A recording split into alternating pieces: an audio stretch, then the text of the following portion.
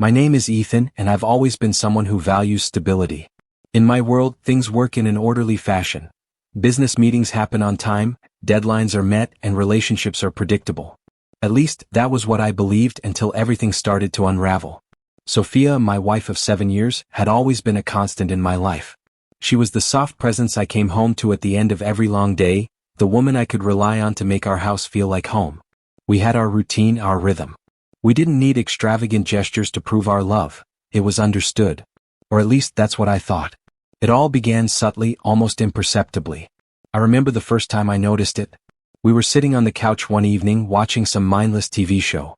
I glanced over at her and saw that she was staring off into space, her mind elsewhere. Her fingers absently traced the rim of her wine glass, but she wasn't looking at it. She was somewhere else, far away from me. I brushed it off at first. Maybe she was just tired.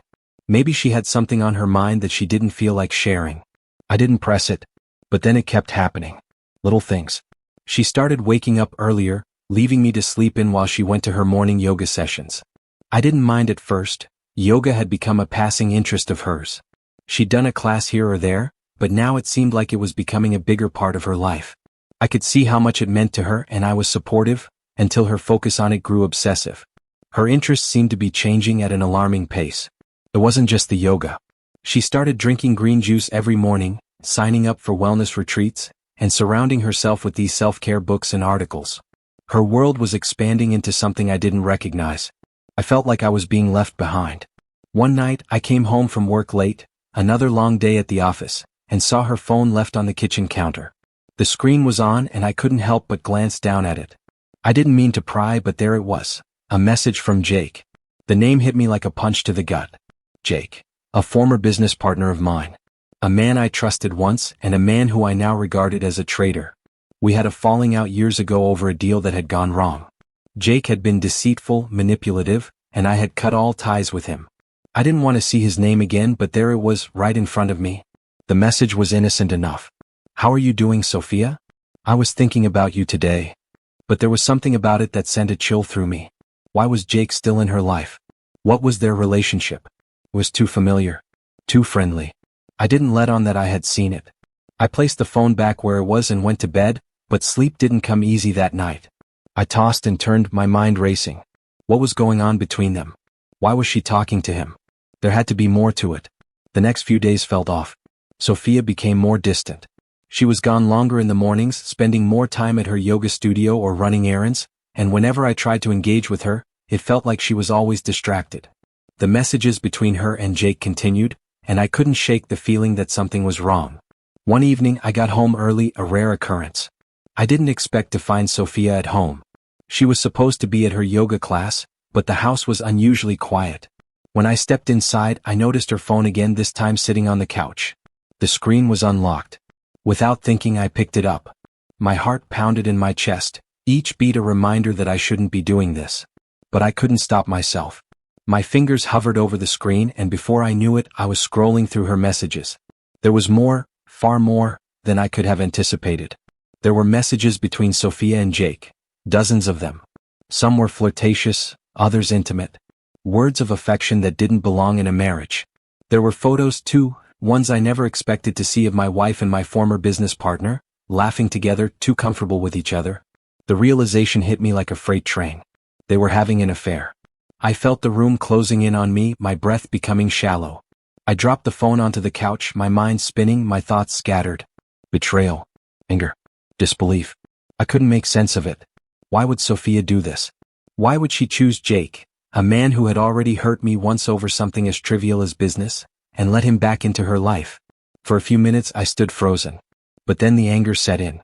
It wasn't just about the affair, it was about everything that had led to this. The distance, the secrecy, the lies. It had all been building up in the shadows, and now I was seeing it for what it truly was. I didn't confront her that night. No, I knew I had to be careful. I needed more than just this, more than just these messages on a screen. I needed proof. I needed to make sure I wasn't imagining things. That night, I went to bed but didn't sleep. Instead, my mind raced, working through the next steps. I couldn't confront Sophia yet. I couldn't let her know that I knew. I needed to be smart, to plan my next move. What had she been hiding from me all this time? I could feel my calm, orderly world slipping away. The more I thought about it, the more I realized, this wasn't just an affair. It was a complete betrayal. One I couldn't ignore. And I had to make sure that I wasn't the only one who knew about it. Sophia had made her choice, but now it was time for me to make mine. The days that followed felt like an endless blur of quiet observation. I was on edge, constantly aware of her movements, her behavior, the small changes in her routine that seemed so innocent on the surface but now felt like cracks in the foundation of everything I thought I knew. Sophia continued her yoga sessions, started attending wellness retreats, and spent more time on her phone than ever before. It was clear that her world was expanding, only this time I wasn't a part of it. I couldn't shake the nagging feeling that I was losing her, even though she hadn't said anything outright. In the meantime, I kept to myself. I didn't ask questions. I didn't confront her. I couldn't risk showing my cards too soon. The messages between Sophia and Jake kept coming, still innocent on the surface, but laden with an underlying tension that I couldn't ignore. Flirty words, pictures of them together, smiles that didn't belong in a marriage. It was all right there and I couldn't look away. I had to be smart. I couldn't confront Sophia directly. Not yet. She would only deny it or twist the situation, and I wasn't about to give her that chance. If I was going to do anything, I had to have undeniable proof. Evidence that would make her see the gravity of what she'd done. Proof that would leave no room for excuses. I began to think carefully about my next steps. The camera idea came to me one night as I sat alone in my office, the glow of the desk lamp casting shadows around the room. I could install motion sensor cameras around the house, places I knew she'd go, rooms she'd spend time in. I could monitor her movements without her ever knowing, and I would have the evidence I needed. The thought of it felt both unsettling and oddly reassuring. The next day I went online and ordered the cameras. I was meticulous about where I placed them, hidden, out of sight, but in locations that would capture the most crucial moments. The living room, the hallway, the bedroom. Every time I clicked the button to install a new device, I felt a shiver run down my spine. Was this the right thing to do? Would I be crossing a line I couldn't uncross? But I couldn't stop myself. There was too much at stake, too much betrayal to let it slide. If I was going to confront Sophia, I needed undeniable proof, proof that couldn't be dismissed, minimized, or twisted into something else. Over the next few days, I watched the footage carefully. It felt strange at first, sitting there, alone, watching my own home as if I were some kind of outsider, but I had to know. I had to see for myself what was happening behind closed doors. And then it happened. One night, I reviewed the footage from the camera in the living room.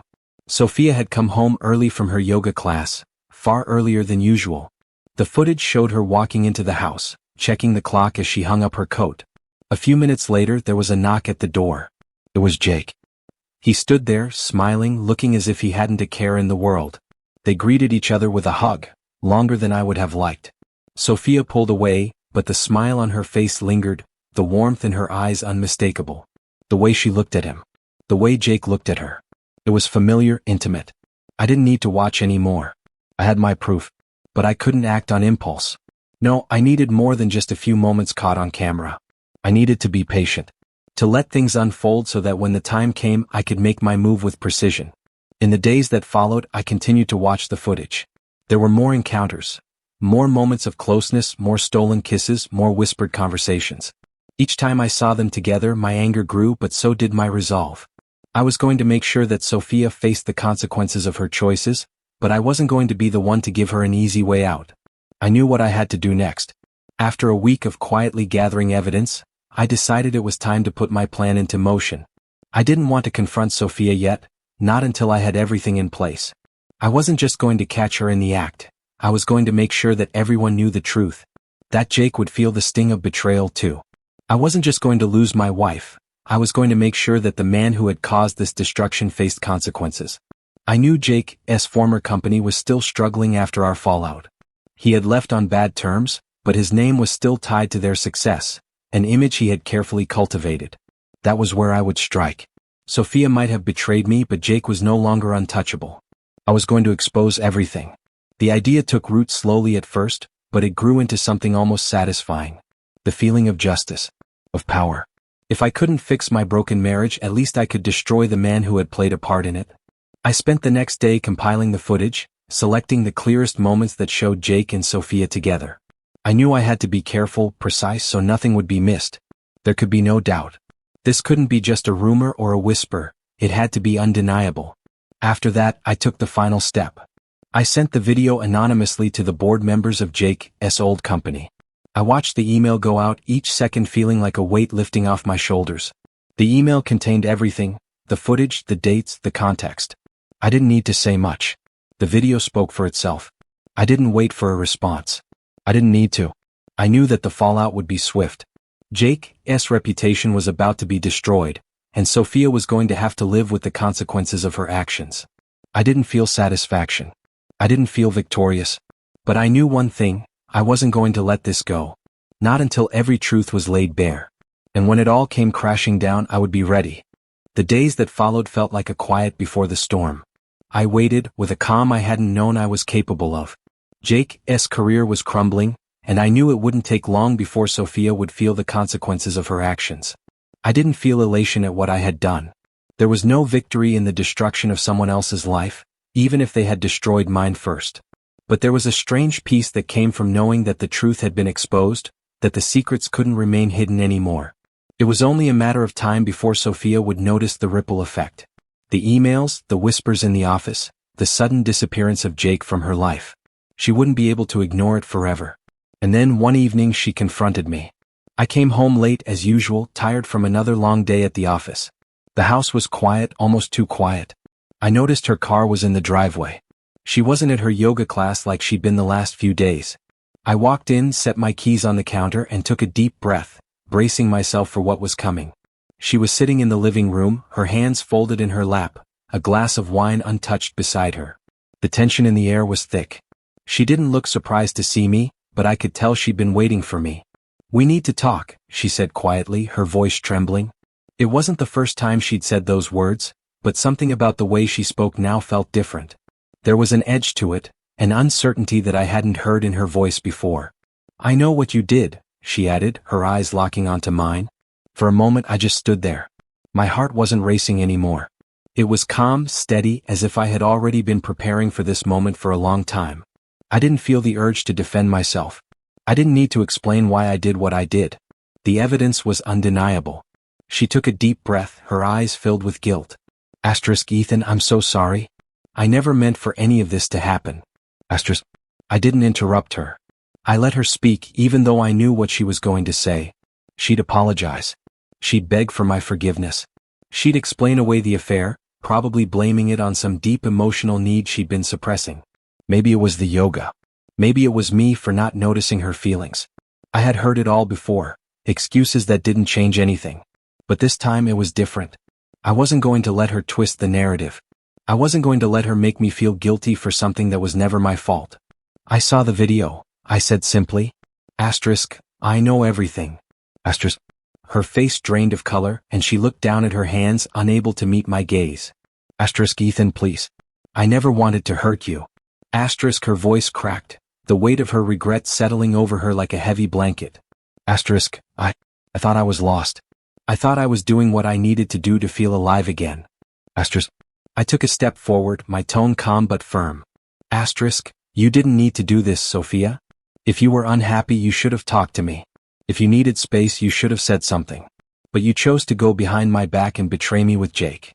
You chose him over me. Her eyes welled up with tears, but I didn't flinch. I couldn't afford to show weakness, not now. Not when I had already taken control of the situation. You think you've suffered, but you haven't felt what I've felt. You've torn everything apart, Sophia. You've ruined us. You've ruined you. My voice was cold now, and I saw her flinch at the harshness of my words. But she deserved to feel it. I wasn't going to let her manipulate the situation any longer. "I don't know why you did it," I continued. Maybe it was something in me, maybe it was something in you, but I'll tell you this. I'm done. I'm done with all of it. With you, with him, with everything that's come after this. Her face crumpled. She opened her mouth to speak, but I held up a hand, silencing her. No. Don't try to explain. I'm done listening. For a long moment, neither of us said anything. She sat there, silent, her hands shaking in her lap. I stood, unmoving, my mind racing but my body rooted in place. I had come to this point, this final moment, and I wasn't about to back down. Finally she spoke again, her voice barely above a whisper. Ethan, please. I love you. I didn't mean for any of this to happen. Asterisk. I shook my head, a hollow laugh escaping my lips. Asterisk. Love? You don't love me, Sophia. You don't betray someone you love. You don't lie to someone you love. Asterisk. I could see her falling apart in front of me. I could see the regret, the guilt, and maybe even the sorrow she felt for herself. But none of that mattered now. She had made her choice and it wasn't me. I wasn't going to make her believe that she could still keep me around after everything she had done. I'm leaving, I said. The words were final, irrevocable. I had made my decision. Her face crumpled further as she tried to reach for me. Asterisk. No, Ethan, please. Don't go. Please don't leave me. Asterisk. But I had already taken my first step toward the door. I didn't turn back. I didn't need to. The moment had passed. There was no point in holding on to something that was already broken beyond repair. As I stepped outside, I felt a strange sense of relief wash over me. The weight that had been on my chest for months, maybe longer, was finally lifting. I didn't know what the future would hold, but for the first time in a long time, I felt like I was in control of my own life. And I was done. Done with the lies, the deceit, and the people who had tried to drag me down. Now it was time to move on. Time to rebuild. As I walked away from the house, I knew that my life was about to change forever. But it didn't matter. What mattered now was that I was free. Free from her, from Jake, and from the pain that had consumed me for so long. It was the beginning of a new chapter. And this time I was writing it on my own terms. The days after I left felt like a strange kind of silence. The weight of the confrontation still hung in the air, but I was free from it. I had made my decision and now I had to live with it. But living with it was more difficult than I expected. I had spent years with Sophia building a life, a future. And now all of it was gone. The house, the memories, the plans. I was walking away from everything we had built together, and yet, for the first time in a long while, I felt a sense of peace.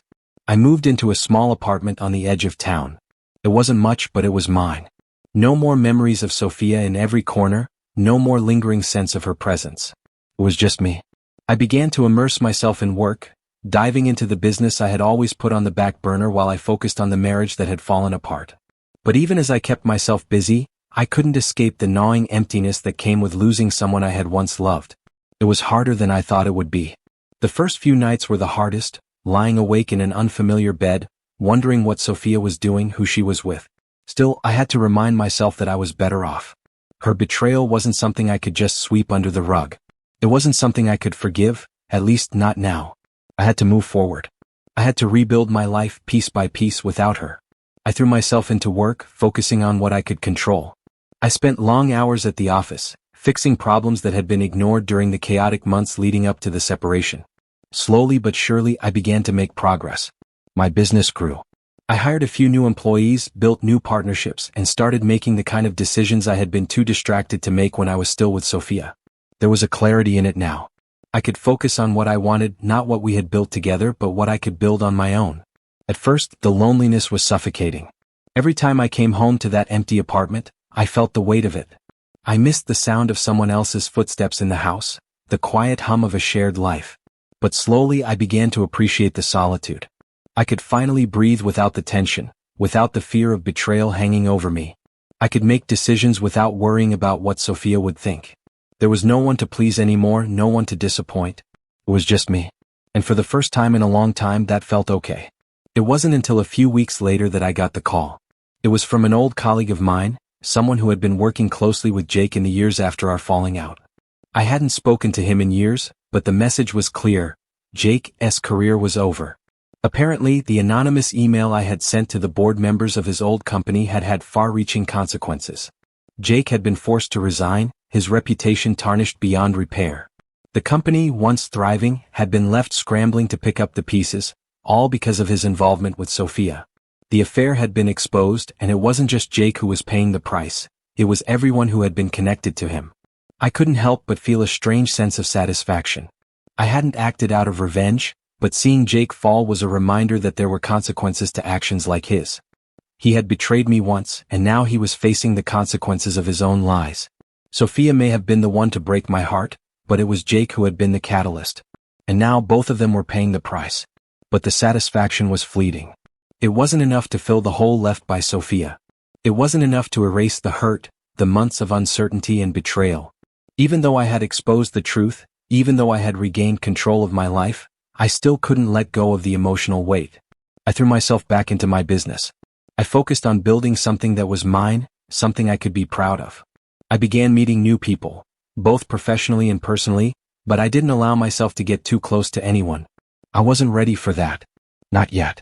Sophia's attempts to reach out to me became less frequent.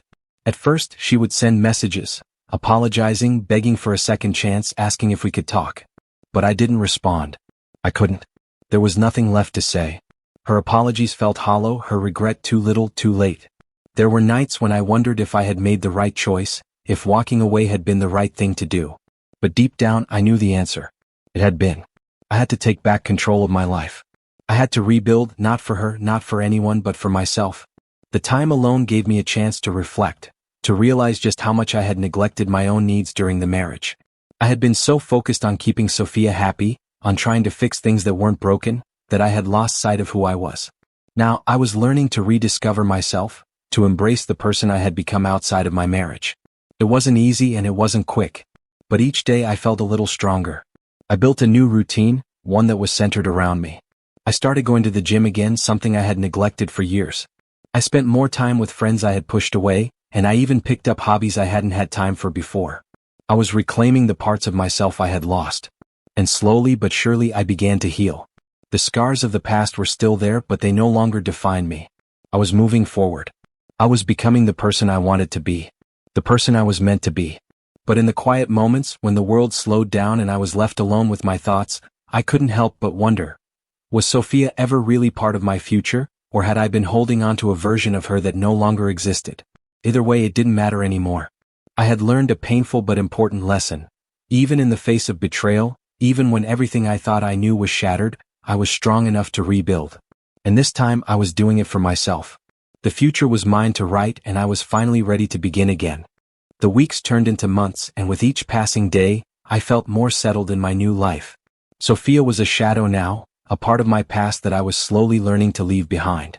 It was hard at first, a struggle to break free from the emotional bonds that had tied me to her for so long. But the longer I stayed away, the clearer it became that I was better off on my own. The bitterness and the heartache from our marriage were starting to fade into distant memories. My business was thriving, and I found myself more motivated than I had been in years. I was building something real, something I could be proud of. There was no longer the pressure of trying to please someone else or carry the weight of a broken relationship. My decisions were mine to make, and for the first time in a long time they felt right. Despite the progress, the loneliness sometimes crept in during the quiet moments. It wasn't that I wanted Sophia back. No. I had made my peace with what had happened. But there were times when I wished for someone to share my success with, someone to fill the empty space that her absence left behind. I tried dating again, a few casual encounters with women I met through friends and business contacts. But each time I felt something was missing. It wasn't that they weren't interesting or attractive. It was that they didn't understand me the way Sophia once did. And that understanding had always been the foundation of our relationship. But after everything, I knew that wasn't enough to make things work. Then one day my phone buzzed. I glanced down at the screen. It was a message from Sophia. I hadn't heard from her in weeks. She had stopped calling after the confrontation, but now she was reaching out again. I hesitated for a moment, but curiosity got the better of me. Ethan, I need to talk. I don't know what to say, but I've been thinking about everything about us. I'm so sorry for what I did. Can we meet? Just one last time? I stared at the message, my thumb hovering over the screen. I hadn't expected this. It had been so long since we'd had any contact, and I had convinced myself that I was done. I was moving on. And yet, a part of me, maybe the part that had loved her for so long, still wondered what she was going to say. I didn't respond immediately. Part of me wanted to ignore it entirely, to continue my life without looking back. But another part of me wanted closure. It wasn't about forgiveness, it was about understanding. What had driven her to make the choices she did? What was left to say? After a few hours of thinking it over, I made my decision. I agreed to meet her. Just once. I didn't want to reopen old wounds, but I felt that meeting was necessary. The next afternoon, I found myself in a small cafe, sitting at a table near the window watching the city go by. My hands were folded on the table in front of me, and my mind was racing. I wasn't sure what I expected from this meeting. I wasn't expecting an apology to fix anything. There was nothing she could say to undo the damage. But maybe there would be some clarity, something I needed to hear to finally close this chapter. When Sophia walked through the door, I barely recognized her. She looked different. Her hair was shorter, her face thinner, her eyes tired. But there was something else too. A weariness I hadn't seen in her before. She spotted me and hesitated for a moment, then walked over slowly. She sat down across from me, her hands trembling slightly as she folded them in front of her. "I've been through hell, Ethan," she said quietly. I've lost everything. My career, my reputation, my sense of who I am. And I know I have no right to ask for your forgiveness. But I need you to understand. I never meant to hurt you. I was lost. I didn't know who I was anymore. Her words hung in the air, heavy with regret. I listened in silence, not interrupting. There was no anger in me now, just a strange sort of detachment. It wasn't that I was indifferent. It was that I had already come to terms with everything. I had moved on. I thought I could find something in Jake, something I'd been missing. But I was wrong. It wasn't about him. It was about me. I needed to fix myself, and I thought I could do it by running away from everything. I was wrong about everything. I didn't speak at first. I wasn't sure what to say. In some ways I could hear the truth in her words. She wasn't just apologizing for the affair. She was apologizing for the person she had become, for the choices that had led her to this point. But it didn't change what had happened. You can't take it back, Sophia. I said, my voice soft but firm. You can't undo what you've done. And you've made your choice. But you have to live with it now. She nodded, tears welling up in her eyes. I know, she whispered. And I'll spend the rest of my life regretting it. I watched her for a moment, the woman I had once loved, now so different from the person I had known. I didn't feel the desire to fix things anymore. I didn't feel the need to reach out and comfort her. There was a certain finality in it, a peace that I hadn't expected to find. This was the end. I'm sorry, she said again, her voice barely audible. I'm sorry for everything. I never wanted to destroy us. I didn't respond. There was nothing more to say. I had made my peace long ago. I had already walked away from the past, and now it was time to leave it behind for good. We sat there in silence for a few more moments, both of us lost in our own thoughts. Finally, I stood up, placing a few bills on the table. I didn't look back as I walked out of the cafe. I didn't need to. Sophia's apology didn't change anything. It didn't bring back the trust, the love, or the connection we once had. It didn't even bring closure. But it was a moment. A moment where I saw her not as the woman who betrayed me, but as a person who had lost herself and was trying to find her way back. And in that moment, I realized that even though she had hurt me, she was still a person. She was still someone I had once cared for. But that was all she was now, someone from my past. I stepped out into the street, the noise of the city filling my ears. It was time to move on for good. Time to start a new chapter. And this time it would be for me. It had been weeks since the cafe meeting, and life seemed to continue without missing a beat. The emptiness that Sophia had once filled slowly began to feel less like a void and more like a space for growth. The weight of everything that had happened, the affair, the betrayal, the confrontation, was still there, but it wasn't as sharp as it had been. Time had a way of dulling the edges of pain, even one as deep as the one Sophia had carved into my life. I was moving forward, one small step at a time, though it wasn't always easy. Some days, the loneliness crept in like a shadow, but I learned to accept it, to use it as a sign that I was healing, that I was no longer defined by the hurt that had once consumed me. And as the weeks turned into months, I started to feel a sense of peace that had eluded me for so long. My business was growing faster than I had anticipated. It wasn't just the work, it was the drive that had come back to me. I could make decisions without hesitation. I could focus entirely on the things that mattered to me, free from the distractions that had once clouded my mind. I made new partnerships, grew my team, and even started exploring new projects that had always been a dream but felt impossible when I was stuck in a broken marriage. There was a sense of excitement in my life now that I hadn't felt in years.